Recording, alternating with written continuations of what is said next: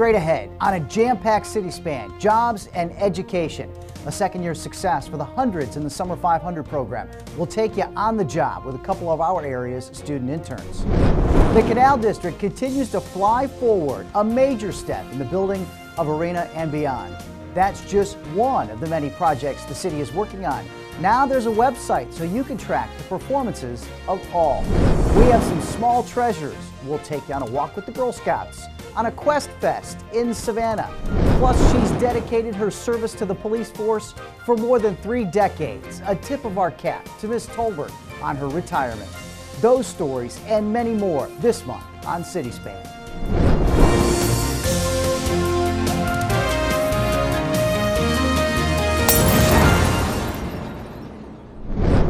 And welcome to the show. I'm Ken Slatz. We are glad you're joining us for all of Savannah's news, information, entertainment, and sports. We will start with perhaps the biggest project our generation will ever witness. That's the building of a new arena and full canal district on Savannah's west side.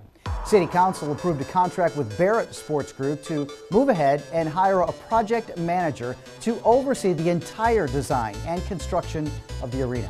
It is another big step toward the groundbreaking for this major project. Barrett Sports Group already completed the full arena civic center site study for the city.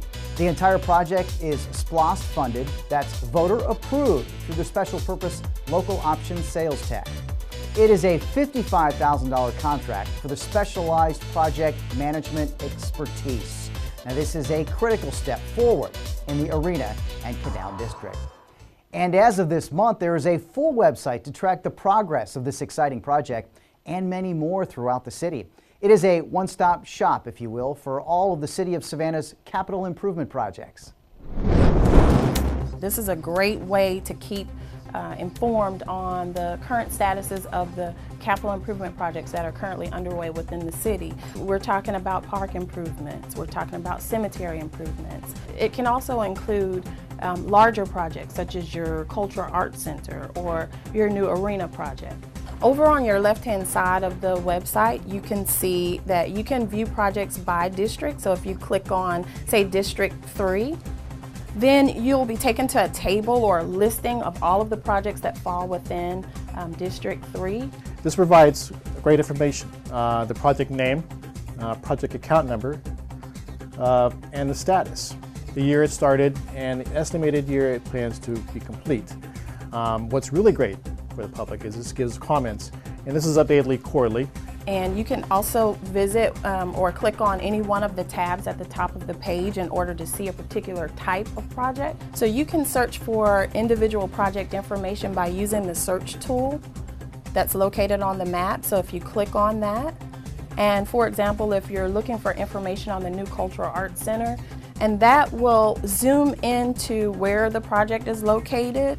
So here we have a pop-up screen, and if you scroll down, you see a picture of the project description, as well as the current status and category, the CIP number, which council district the project is located in, and also if you want additional information, you can click on project link.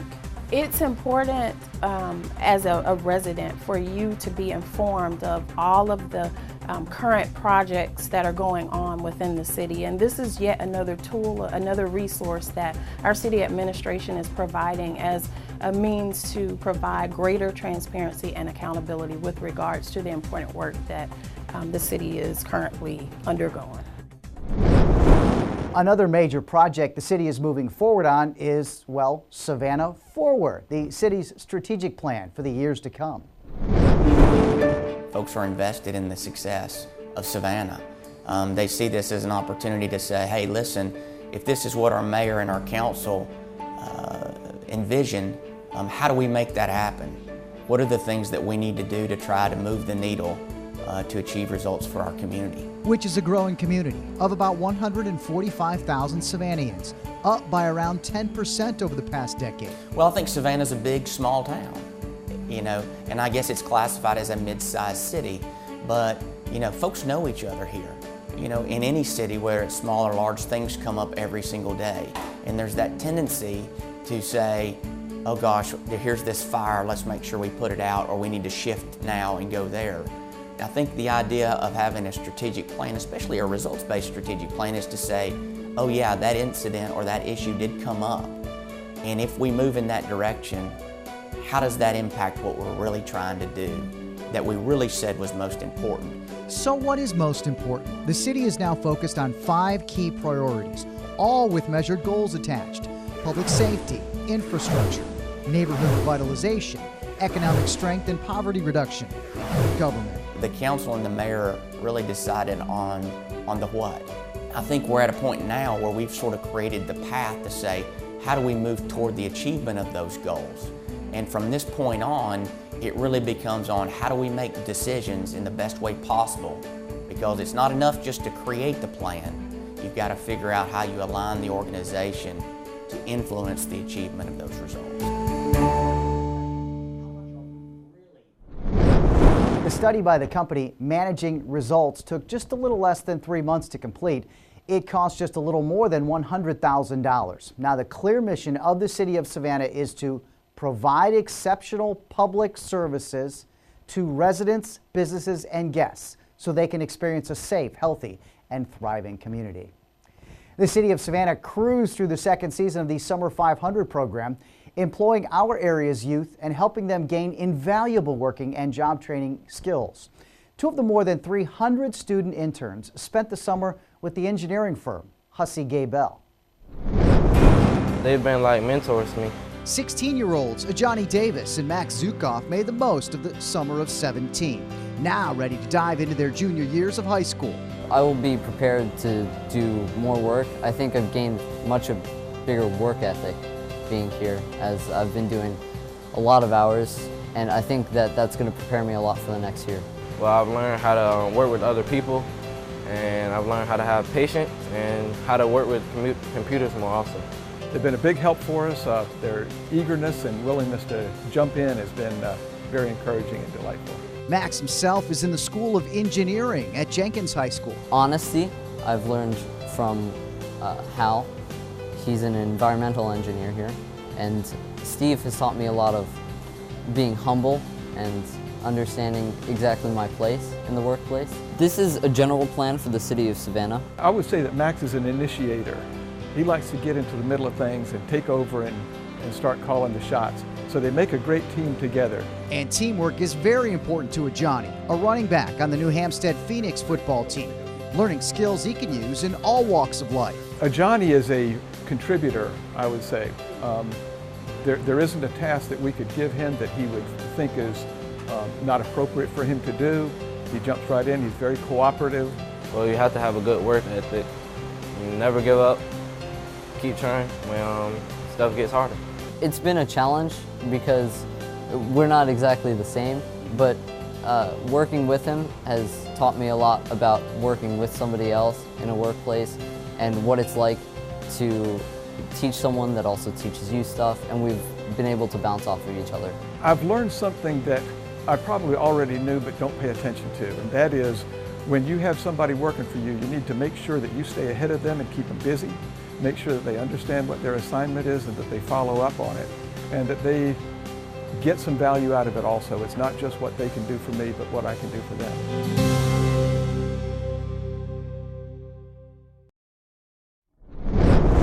Now keep in mind this program will be offered next summer. It'll be bigger and better. So if you are a high school student looking for valuable training and a paying job, keep the City of Savannah's Summer 500 in mind. We have much more to come on CitySpan. A tip of the cap to Juliet Tolbert, our longtime assistant chief, is stepping aside. Plus, continued improvements in Savannah's 6th district. Coffee Bluff Marina is top-notch. But straight ahead, short-term vacation rentals will cool down this hot topic with plenty of answers. That's next on CitySpan. Every day, I can make a difference. Building relationships with kids, helping others, and making my community safer. I enjoy being a part of this team. It was an easy transition from the military. I joined the Army for my country. I became a police officer for my family. My daughter looks up to me. That will put a smile on any dad's face. If you're ready to make a difference, step forward.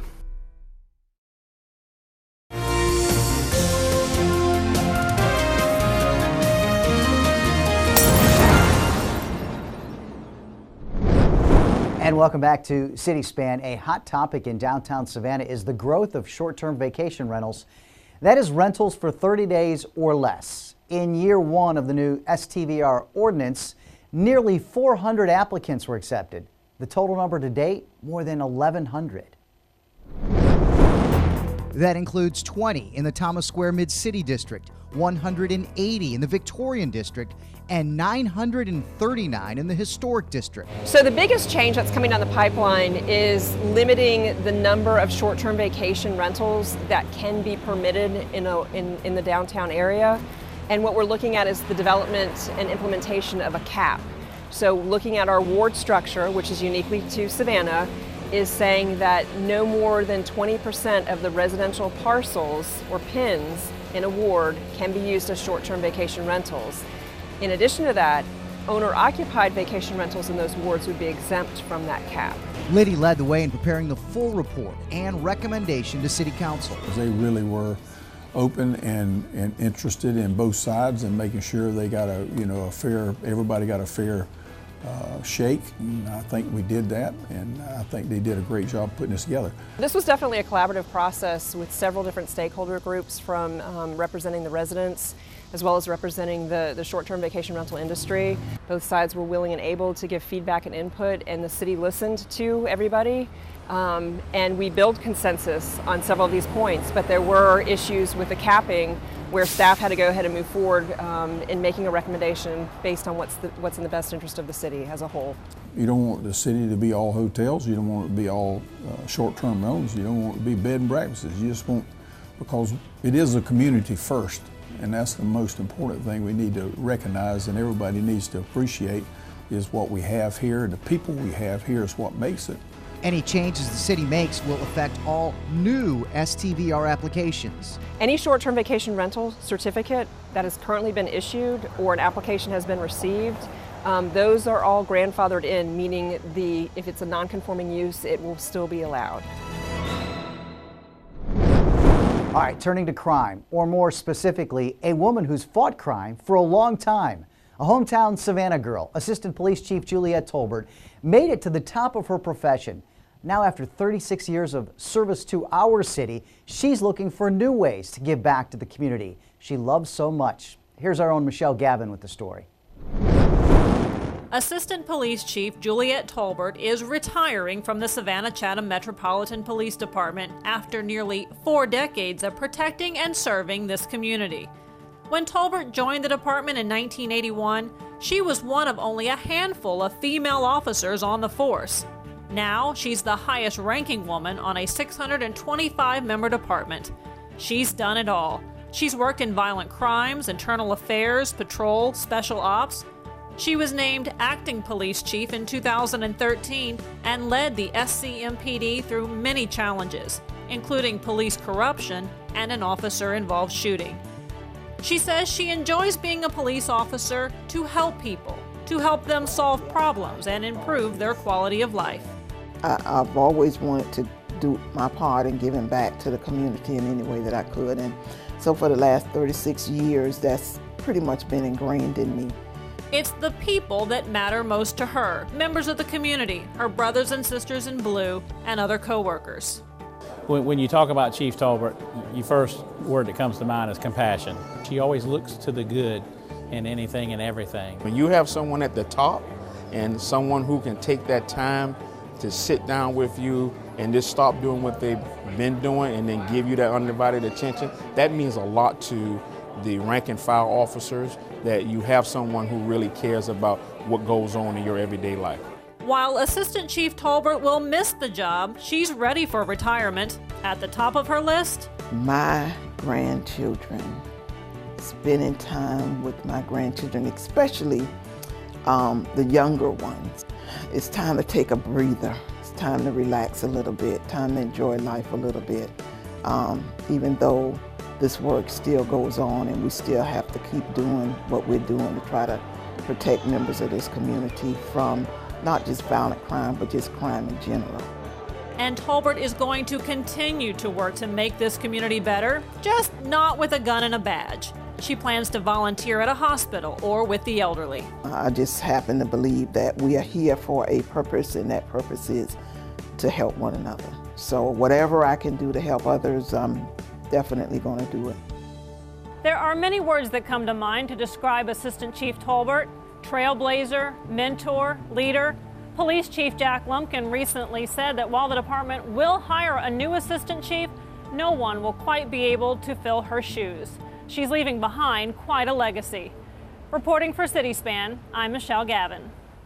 And thanks so much, Michelle. Best of luck to Assistant Chief Juliette Tolbert. Savannah Chatham Police Chief Jack Lumpkin has filled the newly created position of Intelligence and Counterterrorism Commander. That's Daniel Kellen, from the streets of Philadelphia to the streets of Savannah. He's charged with the task of getting the intel to our police officers so they can arrest criminals and gang members, all in the name of helping Savannah become a safer place. My job is to provide the best, most accurate, timely intelligence information to our officers on the ground and to our decision makers and our leadership. Whatever I can identify that's going to help me to do that, I'm going to be aggressive about pursuing it. It is all about building relationships, and it requires a huge amount of community engagement and shared responsibility. Having people bridge that divide in their minds will be extremely helpful for what we're trying to do, which is use those sources of information that are out there to go after the most violent offenders in our city. Kellen spent 5 years as an intelligence officer in the Marines. After active duty, he worked in Philly as a counterintelligence specialist. In today's connected world, keeping our money safe and secure can be a challenge, but we've got some tips that can help. Here's Richard Reeve with this month's Bank on This. Keeping your bank account information safe is crucial. There's so many ways your account information can be stolen, from online scams, fraudulent websites, and computer viruses. Being diligent will ensure the safety of your information. These important tips can help you keep your information safe. Don't give your debit card PIN to anyone. Be careful with your checkbook. It contains sensitive information that thieves can use to drain your account. Don't cash checks from or for people you don't know. Check your bank account statements as often as possible. Online banking will enable you to identify any questionable charges. Online banking and shopping is convenient, but be careful with these transactions. Make sure your computer has firewall protection. This will protect your computer from viruses that can destroy and steal data. Additionally, be mindful and aware when using Wi-Fi in public. The best way to stay protected while using your account information is to use Wi-Fi that has a password. If there is a free public Wi-Fi, use the controls on your computer to change the settings to a public environment. Our everyday activities may be an opportunity to lose our sensitive bank account information. When you buy items online, it is crucial you only buy these items from websites that are secure. Consider using a credit card for transactions online as opposed to a debit card. You should also check your account on a daily basis so you can watch for any suspicious activity. Consider using a credit card as opposed to a debit card on public machines such as gas stations where you pay at the pump.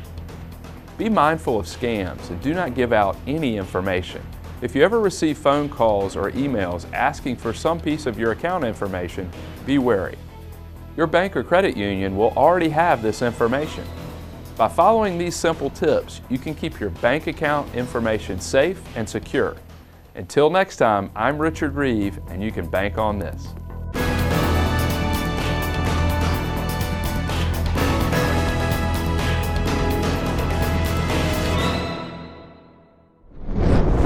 And thanks again, Richard. Small treasures, good acts, and Girl Scouts. We will simply head out of today's show feeling a whole lot better. Those stories coming up. Plus, the future keeps getting brighter at Coffee Bluff Marina. Don't go away. That story straight ahead on CitySpan.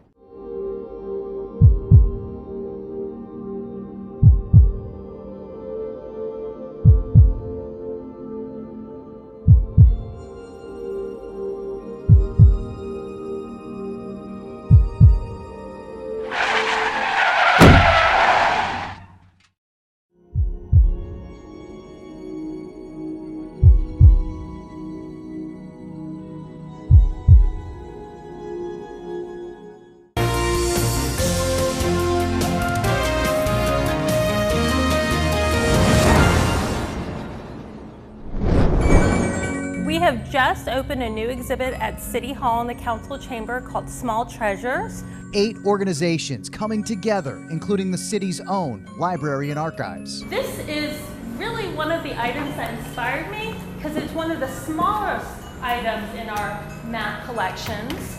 You can see it shows Bull Street, Augusta Road, Louisville Road. It is a flat hat or a sailor's hat from the USS Savannah, which was a submarine tender during World War I.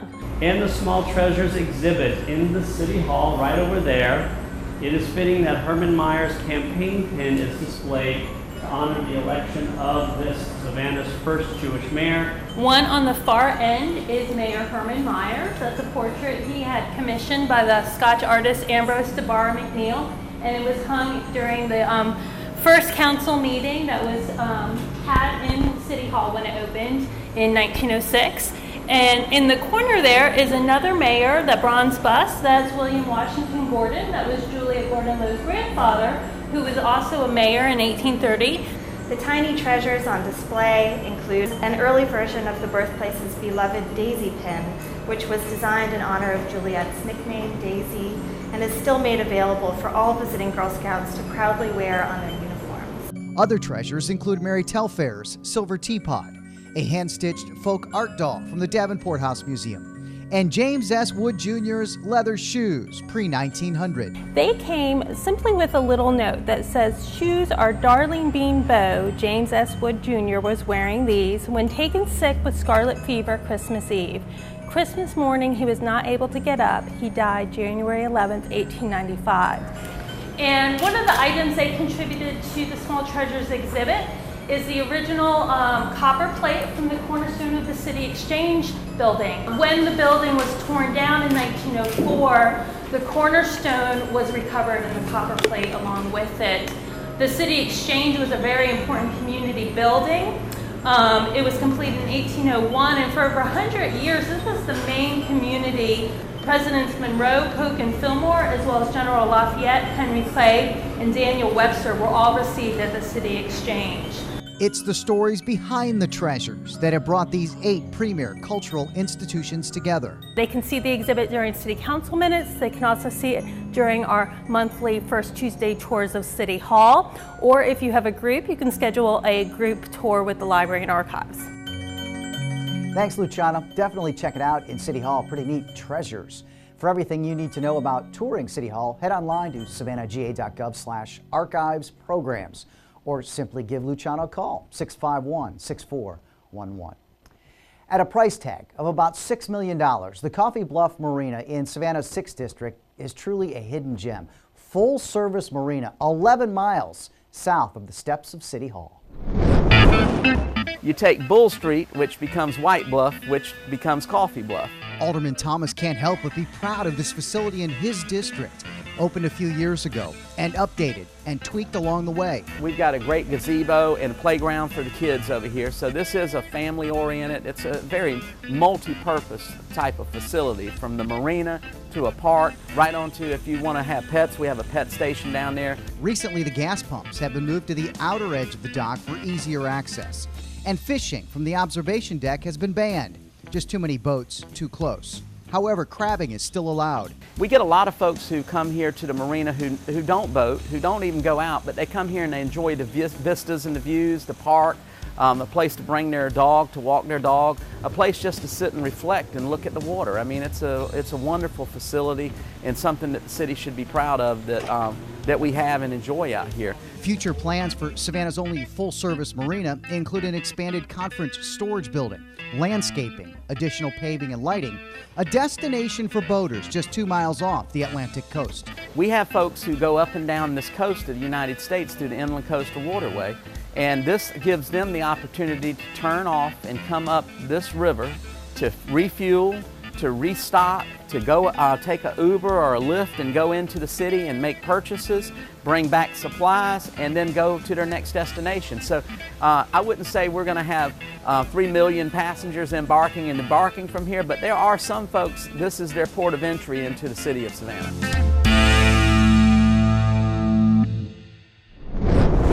interested in starting a business but kind of short on funds? The Small Business Assistance Corporation offers a variety of loan programs to help get you started. Leandria Michael has more on this month's Small Business Spotlight. Every month we do a small business spotlight of a business that has benefited from the products at SBAC.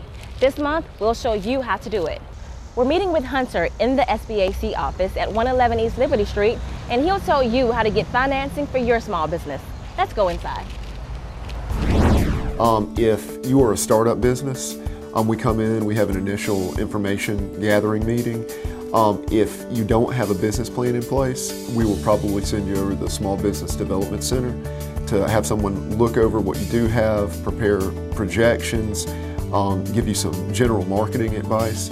If your business is a little more seasoned, really the quickest way to engage us is through the online application portal. That way you'll fill out the scope of the project, we'll have all of your information, it'll give us authorization to pull credit, and then there'll be some follow-up forms like a personal financial statement and just some general SBA forms. If they can fill that out before they even come in, then we already have a basically completed application. If they want to come in, they would need their last 2 years business and personal tax returns, or if they file their business through the personal, just the 2 years of personal tax returns.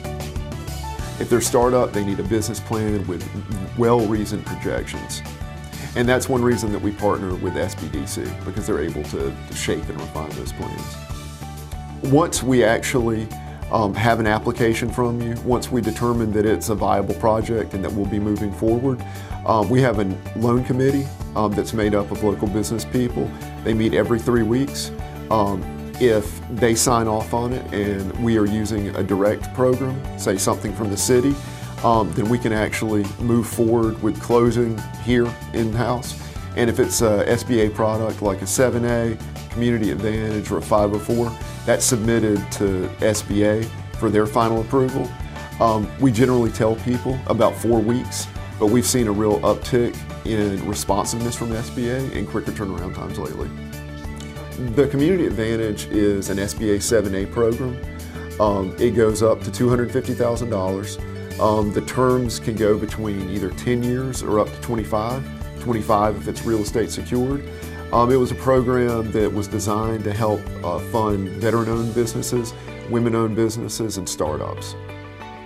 We are generally able to help business owners for projects that fall outside of the wheelhouse for traditional banking conduits. Typically banks want to see a business that's been in action for 2 years before they'll actually work with them. And we're able to go outside of those parameters. If you have a small business and you need financial assistance, visit the Small Business Assistance Corporation at 111 East Liberty Street, or you can check them out online, sbacsav.com. I'm Leandria Michael, and this is your SBAC Small Business Spotlight.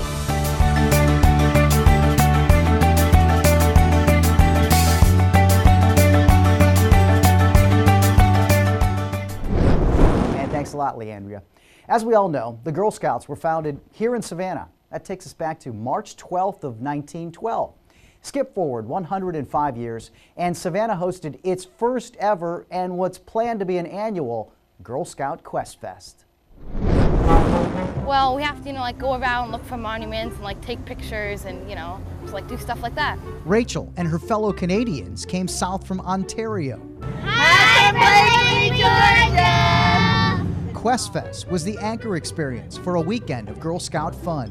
And also walk in the very steps that Juliette Gordon-Low walked in when she was growing up here and when she first started the Girl Scouts. Isn't that awesome? This little girl in Savannah, Georgia has affected all of the world, basically because her parents were willing to work with her to develop a program for the Girl Scouts. All of you girls have that same potential to do that same thing. Which is dream big and become a pioneer. More than 1,100 Girl Scouts across the U.S., Canada, and Puerto Rico walked the streets in the footsteps of Juliette Gordon-Low, who also was on a quest more than 100 years ago. It brought me back to my daughter when she was that age. Same thing, seeing all the, you look in their eyes and you see all the anticipation, the And it's just amazing to watch their expressions whenever you get around them. Carrying out random acts of kindness, and you're going to be giving back to the community. Now, isn't that what Girl Scouts is all about? 1, 2, 3, Quest Fest. You'll have a great week.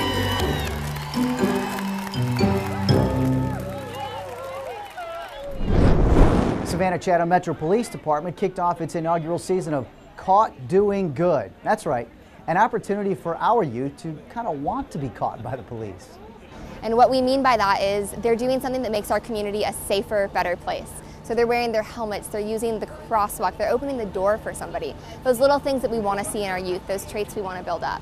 And so when they're caught doing these good things, our officers are going to reward them with a voucher from McDonald's for a free ice cream cone. This has the potential to be a huge culture change. We are reaching children at a very impressionable age, and so we have the chance to influence them in a positive way where they see police as the resource. The Caught Doing Good campaign runs through August 25th. That will do it for City Span for this month. Best of luck to all our local children starting the 2017-2018 school year. We want to remind you that you can find all your news, information, entertainment, and sports in and about the city of Savannah right here each month on City Span. We are online, savannahga.gov, and on Facebook, Twitter, Instagram.